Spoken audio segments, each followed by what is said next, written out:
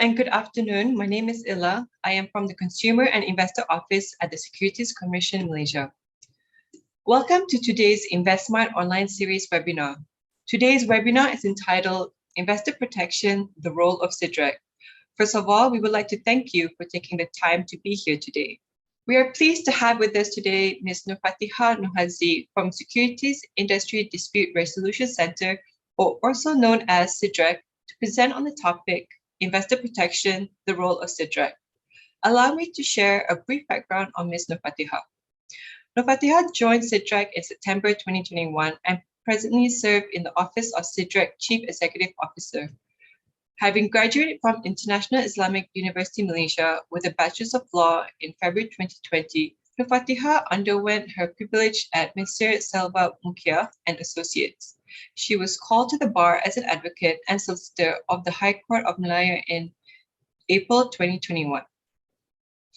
Now, please stay tuned till the end of this session as we will have a short Q&A session followed by a pop quiz. Next slide. This will be my final slide. So please do follow us on our social media platform for useful information on investing and latest updates on initiatives. Now, I will pass over to Ms. Nurfatiha to share her presentation on investor protection, the role of SIDREC. Over to you, Fatiha. Okay, thank you so much, Ila. First of all, I'd like to thank the Securities Commission, SC, for inviting SIDREC to be part of the InvestSmart Online Series. I'd also like to thank members of the audience for your time in being here today. So today I'll be presenting on investor protection and the role of SIDREC in protecting investors. Okay, so information on SIDREC is contained in product highlight sheets and investment statements. However, awareness of SIDREC remains low among retail investors. In SIDREC's recently concluded Investor Awareness Survey, which we closed on 31st October 2021, only 15% of the approximately 10,000 respondents have heard of us. As such, the aim of my talk today would be to contribute towards raising awareness of SIDREC and the services that we provide to retail investors so that in the event of a dispute with their capital market intermediary, retail investors know where to seek assistance. Now, what is SIDREC and what do we do? So SIDREC is an independent and impartial dispute resolution center established by the SC itself. It was officially launched in 2011 to handle monetary disputes between retail investors and capital market intermediaries who are SIDREC members. We'll elaborate more on SIDREC members in the next slide. So our services at SIDREC are free for retail investors with monetary claims that do not exceed 250,000 ringgit. And a reasonable fee is charged for retail investors with claims that exceed 250,000 ringgit. Before filing a claim with SIDREC, claimants, retail investors, must have first filed their complaint directly with their capital market intermediary. Now, why is it necessary for retail investors to do this before coming to us? It's to provide an opportunity for retail investors and capital market intermediaries to actually come together to try and resolve their dispute by hearing each other's sides, understanding each other's perspectives with a view to maintaining a good relationship between the investor and the capital market intermediary. The bigger goal behind all this would be to serve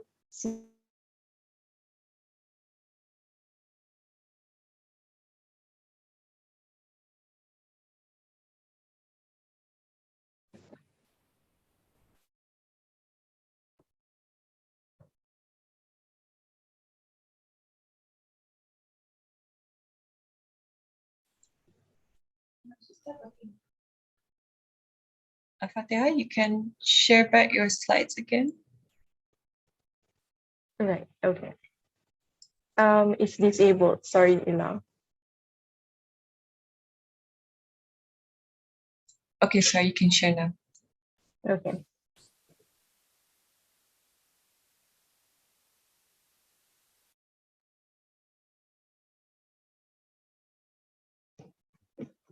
Okay, sorry about that. I think we got disconnected. But okay, so moving on, the next slide. Okay, so as mentioned before, SIDREC is here to resolve disputes between retail investors and capital market intermediaries who are SIDREC members. So who are SIDREC members? SIDREC members include banks, fund management companies, stockbroking companies, unit trust management companies, and private retirement scheme providers and distributors. Currently, we have 193 SIDREC members. For the full list of our members, kindly log on to our website to check that out. Now, I think a frequently asked question pursuant to SIDREC membership would be whether SIDREC can handle disputes between retail investors and individuals or entity that's not a SIDREC member. Unfortunately, the answer is no, because we can only handle investment-related disputes where the dispute is with a SIDREC member. So this is, it's because of this that it's important for retail investors to deal with licensed capital market intermediaries, because your interest as an investor is better protected that way. Now, moving on to our jurisdiction. So apart from only being able to handle monetary claims that involve a SIDREC member, SIDREC is also only able to handle claims involving certain capital market products. So these 5 are the capital market products around which SIDREC has jurisdiction. So it's securities, unit trust, fund management, derivatives, and private retirement schemes. Now, all this may sound a little too technical, but if you are an individual investor having a dispute with your capital market intermediary, please feel free to reach out to us and we'll just take it from there. Moving on to SIDREC's dispute resolution process. So broadly, SIDREC provides 3 services, that's case management, mediation, and adjudication. Case management is handled by SIDREC's in-house case managers. Currently, we have 1 head of dispute resolution and 5 case managers. Mediation and adjudication are handled by our panel mediators and adjudicators, who comprise of senior practitioners in both the legal field and the capital market. Okay, so at case management stage, what our case managers will do is ascertain further details regarding in relation to your dispute, your claim. They will also ascertain further details from the SIDREC member against whom your claim is lodged. And at mediation, the parties will meet with a mediator present and try to reach a settlement between them, which is fully voluntary. So the matter will proceed to adjudication if parties are unable to come to an agreement at the mediation stage. Okay. Now, at adjudication, the presiding adjudicator will hear the case and pronounce a decision on the dispute. So you see, SIDREC provides 3 services: case management, mediation, and adjudication. But the first stage is again still the retail investor lodging a formal complaint with the member. This is, if you don't do this, you're precluded from coming to SIDREC. So you have to do this first before coming to us. Okay, to better illustrate the dispute resolution process, I'm just gonna, if you may spend some time on this 3-minute video, we'll just check this out.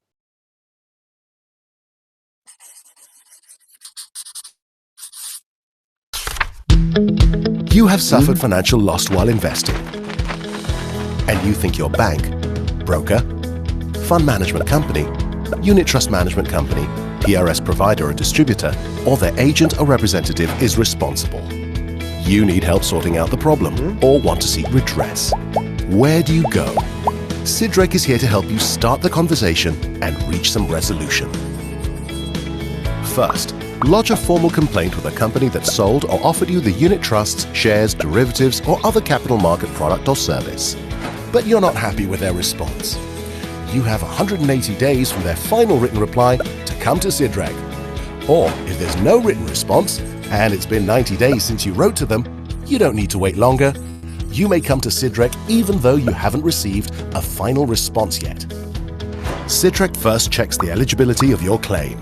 For example, is it within SIDREC's claim limit? Is it against a member of SIDREC? And so forth. If your case is eligible, we begin the dispute resolution process. All information in this process is confidential. We get both you and the member you're complaining against to sit with us and have a conversation. Documents and information will be required from both parties. No lawyers are allowed in the mediation process, as we keep the discussions informal and private. Our mediators are impartial and will hear both sides out and help parties communicate constructively towards resolving the dispute. Two outcomes are possible at this stage. Either both you and the member agree to a settlement, or you don't. If the both of you agree to a settlement, an agreement is signed and the mediation process ends successfully. But if both you and the member fail to reach a satisfactory resolution, mediation has thus failed. But don't worry, SIDREC then proceeds to the next stage, adjudication. During adjudication, parties are given the chance to provide any further information to help their case and ask each other further questions. Our adjudicator will then study and consider all facts and information provided, including the conduct of the parties, laws, and best industry practices, as well as what's fair and reasonable. SIDREC's adjudicator will then make a final decision on the dispute and the monetary claim. If the decision is in your favor, it could be a full award or a partial award for your claim. But if the decision isn't in your favor, then no award will be made. You, the investor, will still have a choice. If you reject the decision, SIDREC will simply close the case and you may seek other legal avenues for redress. If you choose to accept the decision, however, the member has to comply with it. Once the parties have confirmed compliance to the decision, SIDREC will close the case. So let SIDREC help start the conversation towards resolution. For more information, visit sidrec.com.my or call 03 2282 2280. Okay, so if you missed any part of the video or wish to see it again, or if the audio was not that great, then the video can be found featured on our website for anytime you want to see it again. So now we're moving on to eligible disputes resolved by SIDREC over the past decade of our operation. More than 90% of SIDREC's cases are actually settled at the case management and mediation stages without having to proceed to adjudication. So 90% of cases are resolved, and the overwhelming majority of our cases are actually, of the eligible disputes are actually resolved at case management stage, which means that both parties actually came together and heard each other out instead of their dispute having to go through adjudication, where an adjudicator will pronounce a decision on the matter. So the disputes that come to SIDREC will be categorized into three categories. So the broad areas of these three categories are market conduct, service standard, and members' practices and policies. So subcategories under market conduct disputes will be fraud, defalcation or misappropriation, sales practices, and unauthorized transactions. And for service standard, we take in disputes that involve delays, errors, or glitches of online systems, delays, errors, or lapses in disclosure, and other delays or errors in process. For members' practices and policies, the subcategories are fees and charges, disclosure policy, and product development and sales policy. So in the past decade of SIDREC's operation, market conduct related eligible disputes that we received actually rose between 2011 to 2016, but decreased between 2017 until now. So this downtrend in market conduct related cases received by SIDREC may be contrasted against the parallel trend of the rise in financial scams. At another InvestSmart event, the SC chairman actually informed that the SC has received more than 2,000 complaints and inquiries relating to financial scams between January and September this year. So this more than doubles the numbers of previous years. And these financial scams typically involve unlicensed persons or entities or promised high returns with little or no risk at all and are promoted over chat groups and social media and require payments to be made to new bank accounts. I think this was also reflected in the videos played before the webinar. So the two contrasting trends between the decrease in market conduct related eligible disputes received by SIDREC, as well as the rise in financial scams, stress the importance for retail investors to deal with only licensed capital market intermediaries. As will be illustrated in the case studies to be elaborated later, this is not to say that you will not fall prey to fraud or scam if you deal with a licensed or registered capital market intermediary. The risk is still always there.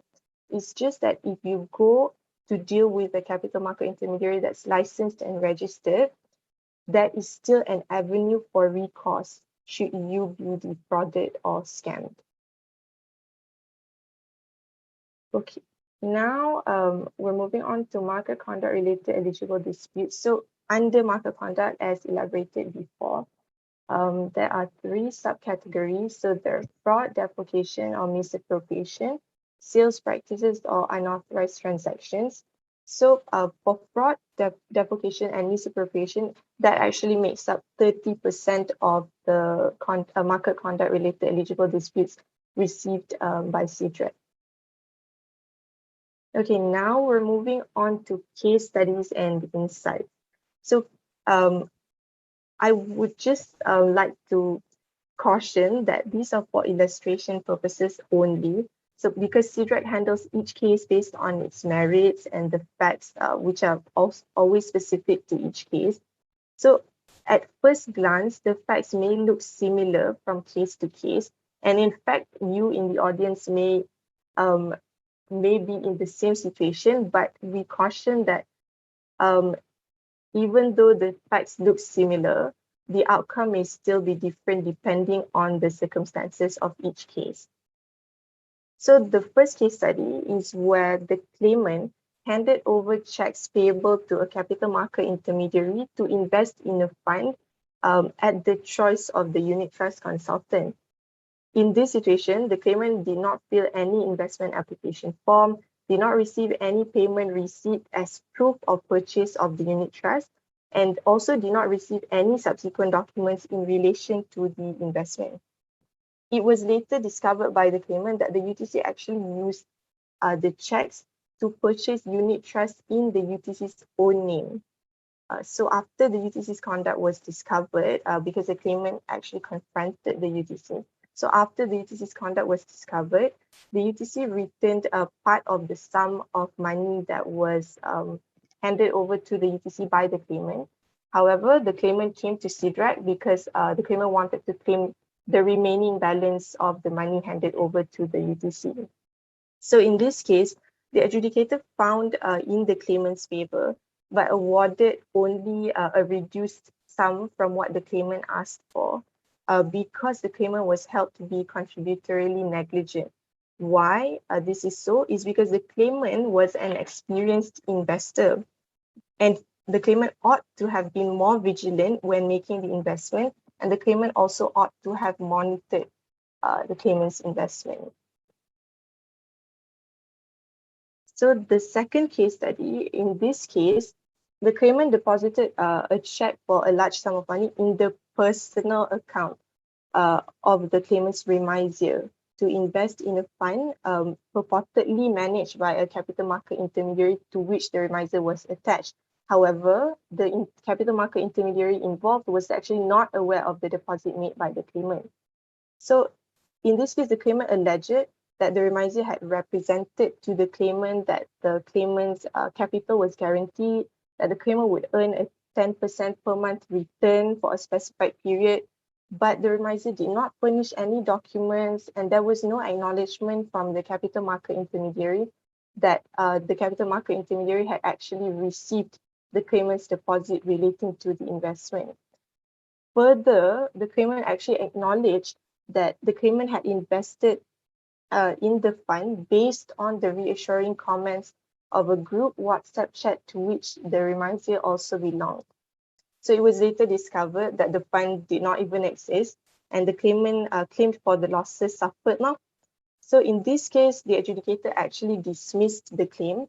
Among other considerations, the adjudicator noted that it was highly strange for the claimant to deposit a large sum of money into the personal account of the remisier without question and without even looking or even recording any documents relating to the investment, and not even receiving any documentary evidence from the capital market intermediary itself. So again, this relates to the videos shown by Ila at the beginning of the webinar, because again, the claimant had actually was led into investing in the fund based on a group WhatsApp promotional material in a group WhatsApp chat, which he had relied on. So following the two case studies and also other SIDREC cases handled by SIDREC. So as an investor, some key things that we have to always keep in mind is that do verify that the capital market intermediary is registered under or licensed by the relevant authorities as listed here. Now, in fact, you should go the extra mile and actually confirm whether the representative of the capital market intermediary is licensed or registered, because sometimes the fraud or scam is perpetrated by the individuals, right? In fact, most of the time that is the case. Second, do not hand over cash to your remisiers, UTCs or other agents, or deposit money into their personal accounts. I think this has been illustrated in the videos at the beginning of the webinar, as well as the case studies discussed earlier. And next, upon any payment, do insist on a payment receipt and confirm the statement for the details of all transactions effected. Retain any and all documentary evidence of all your investment transactions. Also, do be alert for red flags in relation to fraud or scam. Now, what red flags may look like are aggressive persuasion tactics, investment sounding too good to be true, the investor being pressured to make a decision or being given extraordinarily expensive gifts. All of this is because as an investor, we have to always keep in mind that no returns are actually guaranteed. So if you're promised something that says the returns are guaranteed, you may want to look further into that before making your investment. Next, you should always be wary of sharing your bank account, credit card, or online investment account details with anyone. And also be cautious when presented with investment advice or tips that are circulated or disseminated in WhatsApp groups or other social media channels by unlicensed investment advisors. If you're in the audience and you actually think you may have a dispute to lodge, you may have an issue with your capital market intermediary which relates to monetary loss, you may want to explore lodging a complaint with SIDREC. How you may do this is by going onto our website at the address sidrec.com.my to download a copy of the claim form. And you can fill in all the details required there. And then you can email the claim form to info@sidrec.com.my. So following this, a case manager shall be in touch with you to assist you and go from there. Okay, so we've reached the end of the presentation. These are SIDREC's contact details. Right now, we don't accept walk-in claimants, walk-in inquiries or claimants because of the pandemic. So what you can do is you can call us and just make an appointment, or just email us and we'll be in touch with you to go from there. Yeah. So that would be all from me. Thank you very much.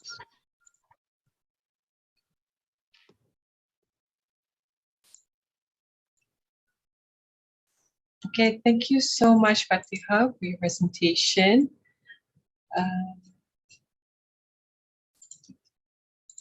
Okay, so yes, thank you so much for your informative presentation. Now, I would also like to invite Ms. Sharmila Sharma from CEO of SIDREC, who will also be taking the Q&A session. So if you all have any questions, do not hesitate to ask. There are also questions in the Zoom chat, and so Ela, I think there is one question on what's the difference between SIDREC and OFS, right? Yes. Fatiha, would you like to take that, or would you like me to take that? Okay, I will try this. Okay, so OFS, it stands for Ombudsman for Financial Services. So SIDREC is a body approved to handle disputes relating to investments in the capital market. On the other hand, OFS is a body approved by Bank Negara Malaysia to handle disputes in the banking and insurance sectors. So if you have an investment-related monetary claim, you come to SIDREC.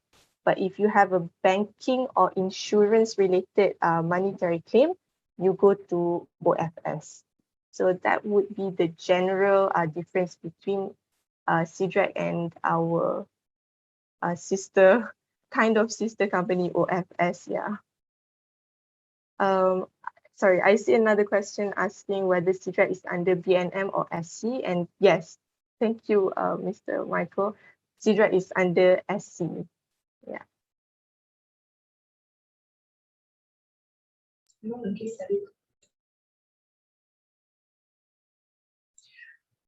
Okay, so there is a question from Teng Sheng Hua. I'm not sure if you guys can disclose, but there's one of the participants was asking with regards to case study 2, did the claimant manage to recover the losses?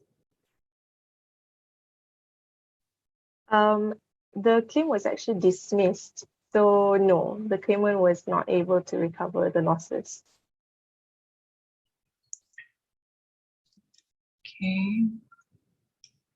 Okay, we have one question in Slido. How likely are people able to get 100% of their money back if they go through SIDREC? So, okay, I'll take this one. There are 3 outcomes that there are 3 different outcomes for any case that goes through the SIDREC dispute resolution process. If it's successful at mediation, then it will be an amicable settlement between 2 parties. So whether it is 100% of the money back, it would be a settlement that both parties will be happy with. If it goes to adjudication, then you will have 3 outcomes again. Number 1 is you may have a full award, meaning that you will get back 100% of your money.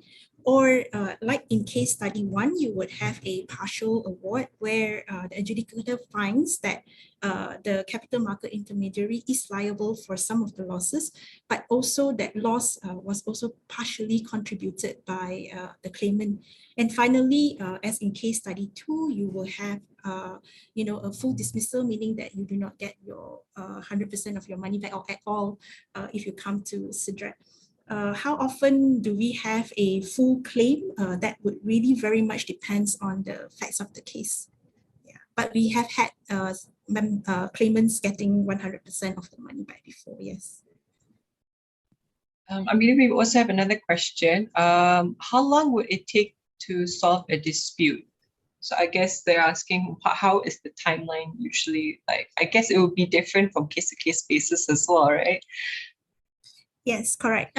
So it really depends on how complex a particular case is. But under our SIDREC terms of reference, we do have a 90 working day mandate to complete a case upon full information and documentation received from both parties.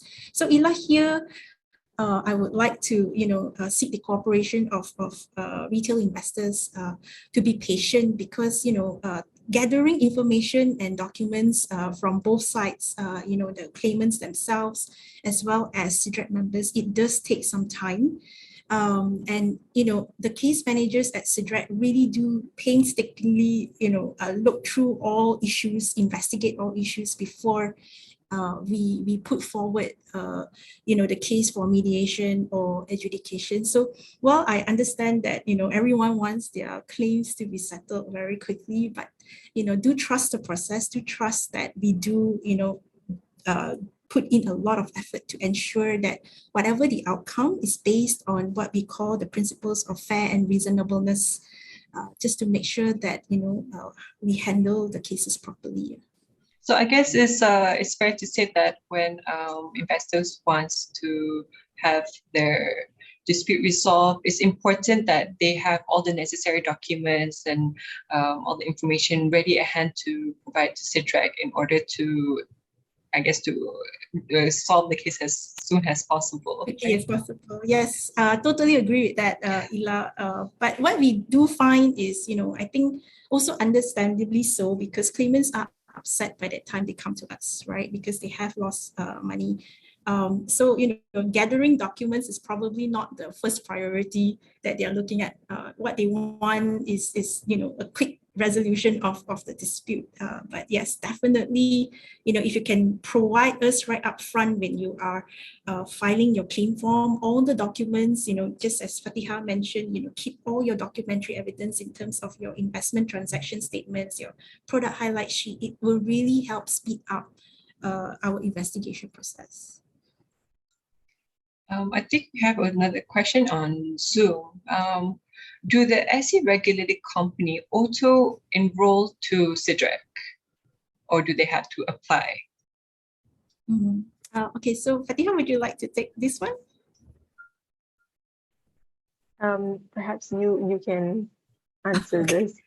All right. So as Fatiha mentioned at the earlier on in her presentation, we only are very restricted in terms of our jurisdiction. So there are 4 areas: dealings in securities, dealings in derivatives, dealings in private retirement scheme, as well as fund management activities.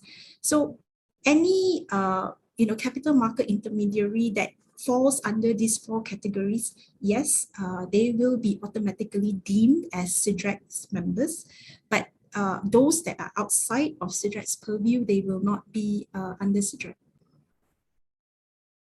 There's actually a second part to this question as well.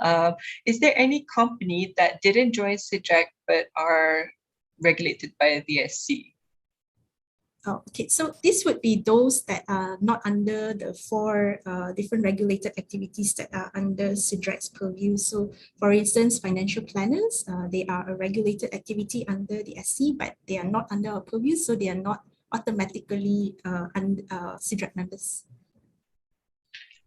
We also have another question here.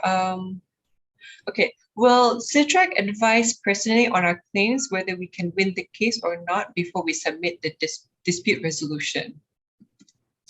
So no, it is very firmly stated in our terms of reference that SIDREC is an independent and impartial body. So what does this mean? We are equally independent and impartial both for the claimants as well as SIDREC members.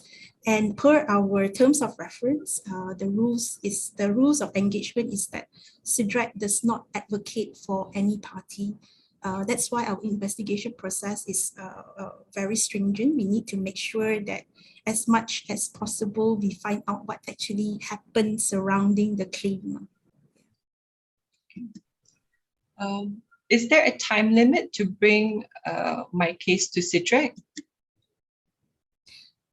Yes, but I have to apologize. I think totally offhand, I can't remember the exact number. I believe it's 180 days when you receive your final response from the SIDREC member. Is that right, Fatiha? Yeah, I believe it's so. The first step again in the dispute resolution process is the retail investor has to lodge a complaint with the member. So the very last reply in that whole process, 180 days from that final reply, you have 180 days to come to us with that claim. So yes, 180 days.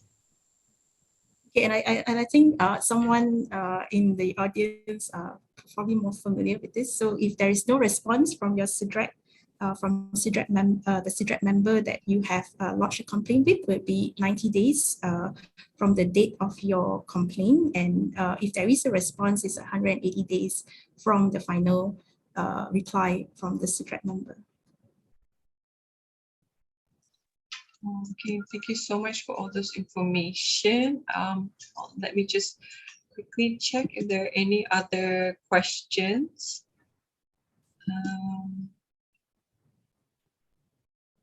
Okay, if my case is currently in court, can I still go to SIDREC? No. So that would be an excluded dispute. We do not take in cases that are currently in court. Yeah. And I think we have enough time for one more question here from Victor. Is there a timeline or deadline from SIDREC to come back to claimant on dispute case progress?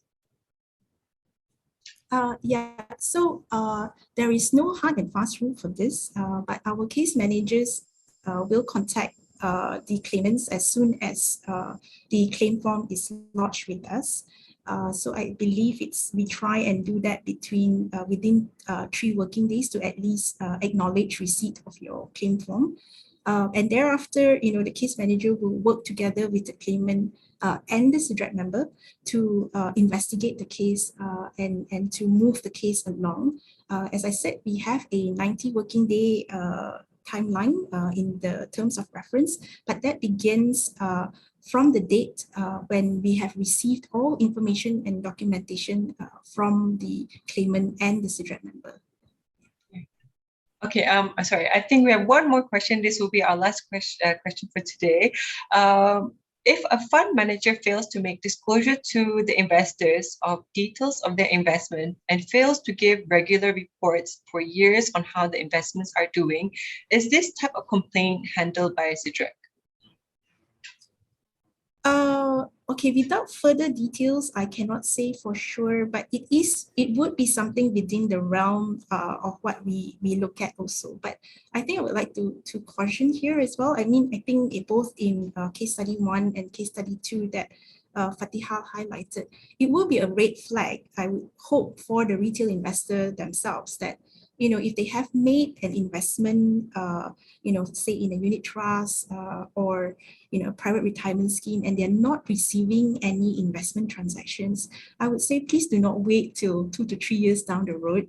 I think you will need to get in touch with either your agent, or if you can't get in touch with your agent, go direct to the fund manager or the PRS service provider, and distributor to obtain your investment transaction, because I think you've seen SE has already informed all of us that we need to be very vigilant in terms of monitoring our investments, and I think our 2 case studies shows that the need to be very vigilant in monitoring our investments. So if you have not received your regular reports, your statement of transactions, I would say please do go back directly. If you can't get your agent, go back directly to the company or the capital market intermediary that manages your fund.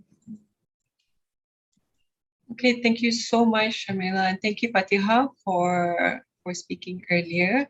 Thank you, everyone, for joining us today, and Ms. Nur Fatiha and SIDREC for speaking in our webinar.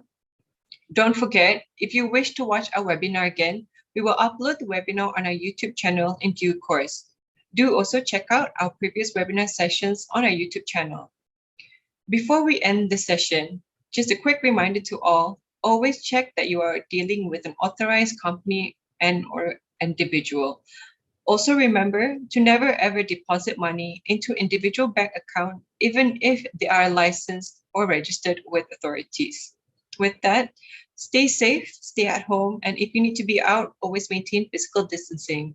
Hope to see everyone again at our next and final webinar for the year. Thank you. Thank you, Ila. Thank you so much, Shamila. Thank you, Ila. Thank you, Thanks, everyone. Fatiha. Bye. Bye.